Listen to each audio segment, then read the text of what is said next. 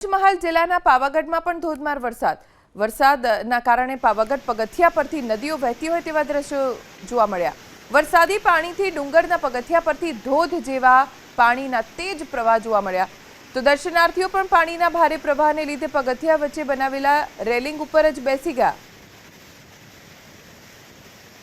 પાવાગઢ ઉપર પગથિયાથી પાણીનો જાણે તેજ પ્રવાહ સાથે ધોધ વહેતો હોય એવી રીતે વરસાદી પાણી પસાર થયા। વાતાવરણ ખૂબ સુંદર થઈ ગયું, પણ અહીંયા આવતા લોકોને મુશ્કેલી એટલા માટે કેમ કે ખૂબ પાણી ભરાઈ ગયા હતા પગથિયા ઉપર। આ જુઓ, નાના નાના બાળકો, વડીલો આવી રીતે ભરાયેલા પાણીમાંથી જ પસાર થઈ રહ્યા છે। પણ વરસાદ એટલો બધો વરસ્યો જેના કારણે માતાજીના દર્શને આવતા શ્રદ્ધાળુઓને મુશ્કેલીનો સામનો કરવો પડ્યો।